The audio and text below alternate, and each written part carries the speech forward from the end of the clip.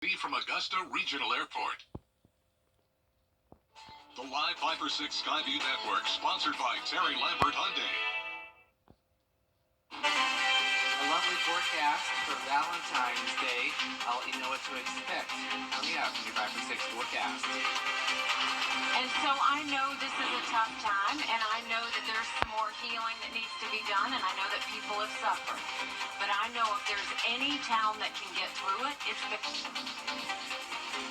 Right now on News Channel 6 at 4, presidential candidate Nikki Haley hosting a campaign event in her hometown. We'll cover that visit.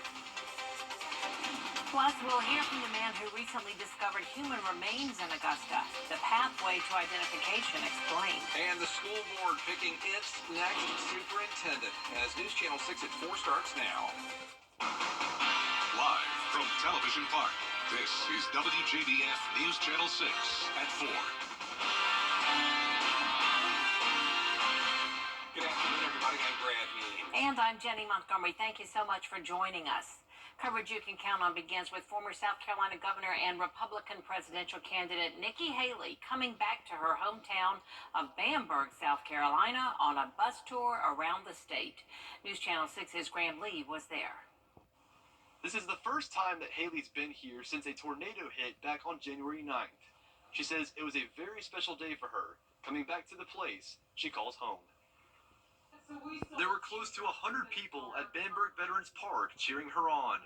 Some of those including Mayor Nancy Foster, County Administrator Joel Preston, and Charleston's Solicitor Scarlett Wilson. During today's meeting, Haley shared the driving points of her campaign, but she did address the hard times her hometown has been facing over the last few weeks. She says she was heartbroken to see the images while she's been on the road, but emphasized that Bamberg is strong. I also know this sweet little town is the town that raised me. This is the town that taught me strength. This is the town that taught me grace. This is the town that taught me faith. And this is the town that taught me, no matter what, neighbors take care of neighbors.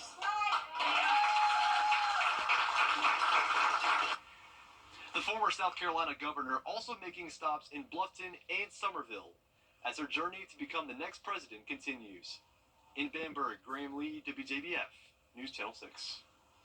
A special election is underway in parts of Columbia and McDuffie counties today. Voters in District 125 deciding who's going to fill the seat left vacant when Barry Fleming left the House to become a state Superior Court judge. One of the 5 candidates has to get 50% plus 1 vote tonight to avoid a runoff. And then the winner only holds the seat until the end of the year, then has to start all over again for the 2024 general election.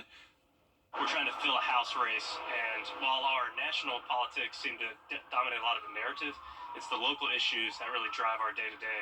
And so what I'm out here doing is just trying to encourage people to get involved, because turnout for this will be probably less than 10%. And for a House race like this, we really need to get people involved and get people out here, because what the House does is very important to our state. The 5 candidates on today's ballot include Republican C.J. Pearson, Gary Richardson, and Jim Steed. Also on the ballot, Democrat Kay Turner and Libertarian John Turpish. Polls close at 7. And count on us to follow this election and bring you the results as they come in on TV and online. It is time now for our first check of the weather. Meteorologist. Very much. It could take weeks or even months before we know the identity of the human remains found in Augusta last week.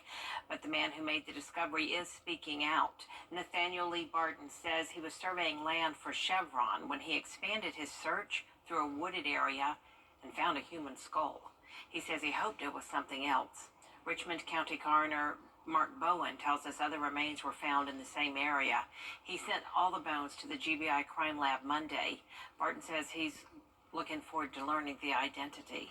I looked over my shoulder as I was, bending it to get through bamboo, and I see the skull, and it was in my peripheral, and my peripheral caught it. It's definitely not a rock. So I turned further and looked. At that point, I'm in a weird, awkward position, and I just, years of surveying, I've been expecting this, and it just doesn't happen. The GBI uses an anthropologist to reconstruct bones and learn an identity. They also use DNA and match the remains with missing people. In Aiken County, 2 men are behind bars facing charges in 2 separate cases. 22-year-old Alon Adams and 19-year-old Katie Keener face several charges, including murder and armed robbery. They were both arrested this week in Lexington County. Police say on November 28th, they robbed, then shot Devin Tricoche. His body was found at the Edisto River boat landing in Aiken County. About a month later, police say the same suspects robbed, then shot to death Tony Etheridge Jr. A cash reward is being offered for information in this case. A $1,000 reward being offered for information after a hit and run in Waynesboro. This one happened Friday night at 6th and Liberty Streets. Police say the driver of the truck there on your screen hit 1 adult and 3 children while they were crossing the street. If you know anything about this case, please call law enforcement. You do not have to give your name. Well, the Parks and Rec Director for the City of Augusta is stepping down. Maurice McDowell has had that job since 2020 after a national search. He recently faced criticism, though, after the United States Tennis Association moved its annual tournament from Newman Tennis Center in Augusta to a different venue. There were concerns about whether or not the city could have enough money to resurface the courts in time. Count on us to keep you updated as this developing story continues. Richmond County school leaders looking to maximize funding from the state of Georgia over the next 5 years. And that formula to get the money includes student population at each school. And so consultants are recommending several options to make sure each school has the most students and the most funding possible. What's that mean? They could close or consolidate a lot of county schools. I think that it's hard to hear some of these things that are going to come out, and we completely understand that. It's never an easy conversation to have. But once they understand how funding in school works, and they see that what their students could get from a program standpoint, not just a building standpoint, that we hope to build an understanding about why we have to move this direction. Consultants and school board members will have several public meetings next month to explain these recommendations. And Thursday is your last day to cast a vote for which school calendar the Richmond County District should use in 2025 and 2026. The 2 options include year-round schooling. And to look at those calendars and fill out the survey, just go to WJBF.com and click on the link to this story. The Aiken County School District has selected and named its new superintendent. After a closed executive session last night, the school board chose Dr. Corey Murphy for the job. Murphy is currently the Chief Officer of Operations and Student Services for the district. Dr. Murphy will replace King Lawrence when he retires at the end of the year. Dr. Murphy's first day will be July 1st. Construction is temporarily interrupting some traffic and water service in parts of downtown Augusta. The intersection of Green Street at 4th is now closed through Friday.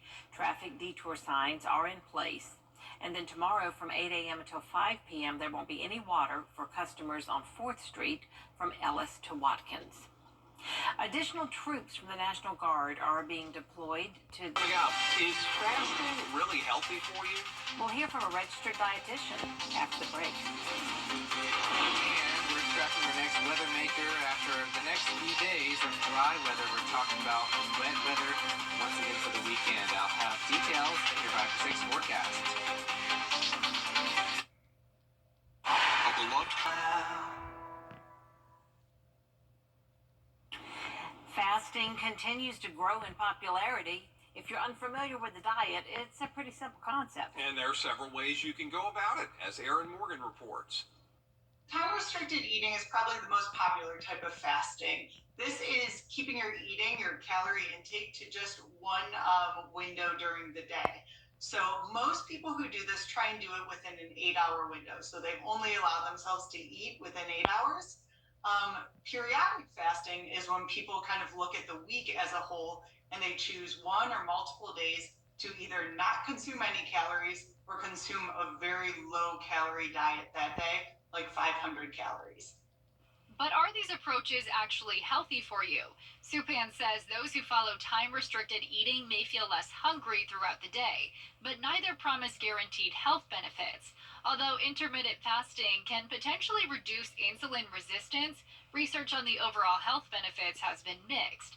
Supan says you should also be cautious if you're trying to use intermittent fasting to lose weight. She stresses it's not a magic formula for weight loss, and you still need to follow healthy eating habits. However, it can help people stick to a schedule when it comes to eating and avoiding late-night snacking. You still need a well-balanced diet. You still need to kind of be mindful of the foods you're choosing, but it can be a really beneficial rule for people when they're considering lifestyle changes. So a lot of people do like to do time-restricted eating just because it's a simple rule to follow. There's not a lot of like calculations or stress around it. Supan adds always talks to a dietitian or doctor before trying intermittent fasting. That's because it can be dangerous for those with certain medical conditions, including diabetes. We'll be right back. I'm attorney. Going back up to the 60s by the end of the week. All right, thanks a lot, Miller. Looks good. Millions of Americans are bracing for the biggest snowstorm in 2 years.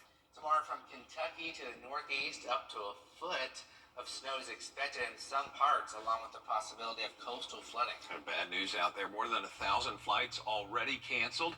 In New York City, the mayor warning people to stay off the roads. All of the public schools up there switching to remote learning. Power companies say they're beefing up their staffing and equipment to prepare for any outages.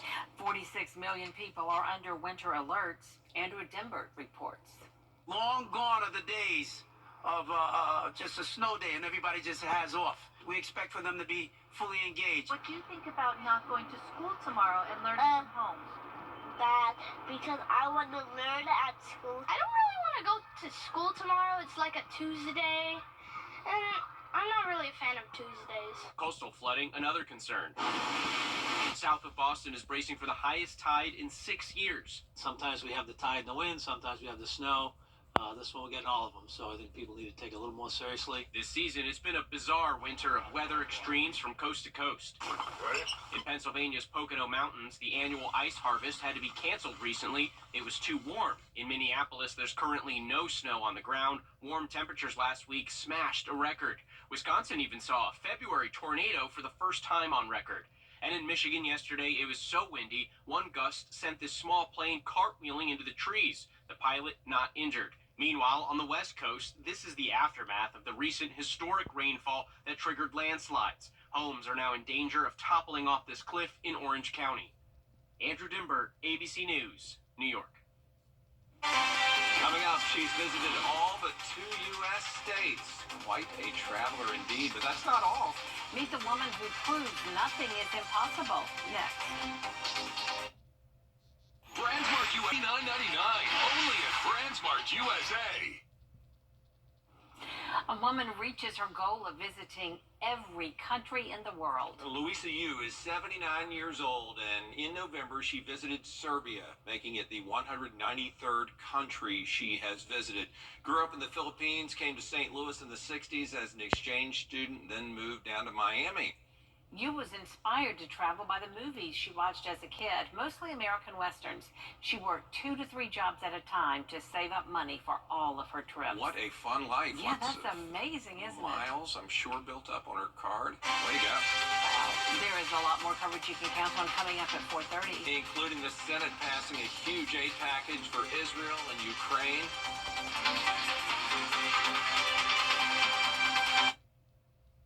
If you've been hurt in a car wreck, what are you waiting for?